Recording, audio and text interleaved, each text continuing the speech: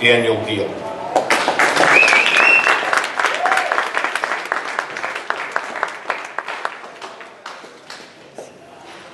Thanks, Gary. Well, tough day at the office, eh? I just want to thank people. Out louder so everybody can hear. He landed the right hand right down the pipe. Has he ever had anyone come back as quickly as Golovkin did? I've been boxing 24 years, so I probably would have had guys come back, with a counter punch probably as quickly, but he caught me. He caught me in the right place at the right time. The hands were down. I just caught him. I thought I was safe, but that's what happens in boxing. You get caught, and you're just in the wrong place at the wrong time. I thought I threw a good punch, and I got caught, and I guess in that moment I was just completely disappointed in myself, and I wasn't thinking. I got up, and in the next minute I looked around, the referee waved it off. So I didn't really have much time to work out what was going on at that stage. Were you still hurt and dazed at that moment? Was it the proper stoppage by the ref? I don't know. Refs are there to do their job. I'm not a referee, so he definitely caught me. I know that, but I made the wrong decision, being so pissed off at myself about getting caught that it looked like that I wasn't right. Danny, you fought guys like Felix Sturm, you fought guys like Darren Barker. What makes Gennady Golovkin better than both those guys? I guess Golovkin, he's probably had more experience than those guys, especially amateur experience. He's the type of guy that is pretty rounded. He's got good footwork. I think I said all this before. Like we knew what he was about. He's got good footwork. He's got great timing, which means he's going to have great power as well. He's got a good sense, of his distance. He knows, where everybody is at any time. So that makes it tricky. And you make one mistake, which I did tonight, and you pay the price.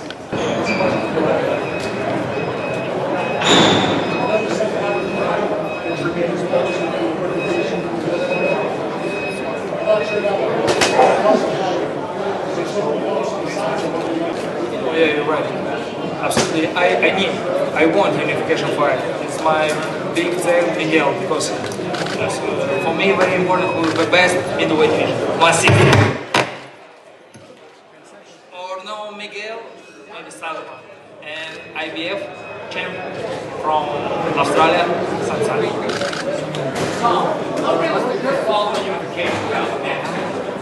Well, again, Gennady wants to prove that he's the best middleweight champion. The only way to do that is to fight the other champions. So we would go out and try to make a Sam Sullivan fight if it's possible. We can't force anyone to get in the ring. We saw that with the Chavez fight.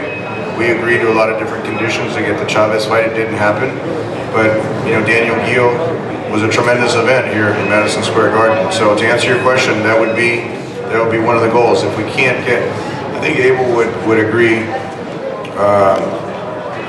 that Cotto would be at the top of the list right now. Chavez is at the top of Abel's list, but as far as Miguel Cotto being the WBC middleweight champion, I think a fight between Miguel Cotto and Gennady Golovkin at the big arena here in Madison Square Garden, there's no bigger fight that can be made right now in New York City, and that would be at the top of the list for me. This is a close decision. Decision for our punch. Yeah, I feel a little bit punch, because I'm ready for lucky punch. Good left hook. It's a good decision for me. Just to expand on that, there's no question about Gennady's punching power, but there's also, I think after tonight, no question about his chin. He was in with one of the biggest punchers, Curtis Stevens, in the middleweight division, and didn't get affected. And after Daniel valiantly and bravely threw a big punch, and Gennady countered it, and there's just nobody that can stand up to his punching power. But it also shows what kind of punch he can take and is willing to take to put on an exciting and impressive performance. And that's really what Abel has instilled with him, is not to outbox someone, but really take the fight to him and do whatever he can, not to look for the knockout, but the way Gennady fights just creates the knockout. And look, his tactic, his strategy, you know, just second round is my job.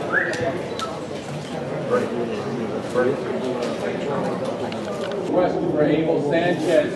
Abel, could you give a grade to Gennady and also your assessment of his performance? I was asking him in between the first and the second round, between the second and third round, to stop searching for a shot, to stop looking for his head. I wanted him to go to the body a little more, to the shoulders, and that shot would come. But he was hell bent on trying to knock him out early, and he really wasn't listening. But he did what he thought was best in there, and he's the one that's in there. So all we can do is ask from the outside. Not big surprise for me, just, you know, I think my friends and all people, he understand boxing. He understand, he love style, like my style, like, you know, like Mexican style. Just fight. It's not boxing, it's fight. You know, just, it's not game, it's fight. I think people love this style. This kind of, it's very good for me, for everybody. Gennady, you are one of the rising superstar of boxing. And in far as thanks to the Latino community, we love you. And we were all salivating at the fight that was about to happen between you and Chavez. I understand that there's a lot of things that you cannot manipulate, but how do you feel about not fighting Chavez? Thank you. You know, just this question is for me. I'm ready 100%. I want this fight. I want this fight, I need this fight. Just I understand my situation. Just maybe I need time for great show, you know, for biggest fight. You know, just time, give me time.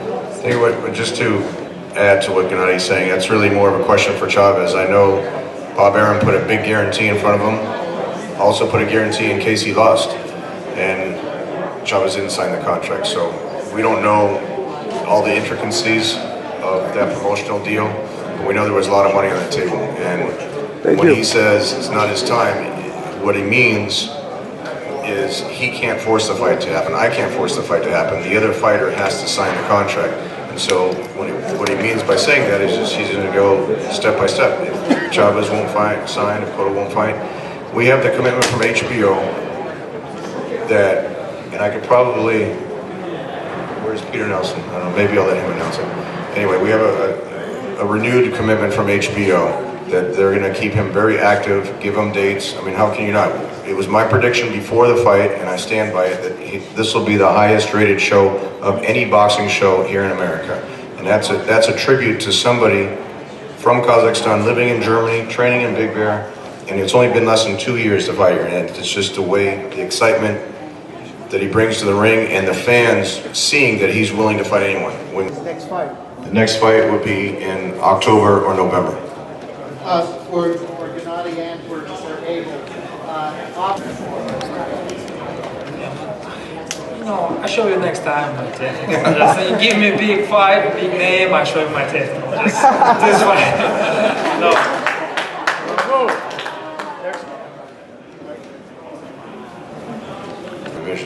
But those are the realistic pay-per-views. Anyone else, Gennady's happy to fight on HBO, and we think he reaches a broader audience. When we're building his star and building his cachet, we're happy to continue to build that, and until he gets to a point where there's a competitive match that people are going to be willing to pay for. Well, if this fight, if none of those middleweight opponents, those fights can't happen for some reason, they don't happen. When you consider going up to 168 to fight a competitive fight against 100.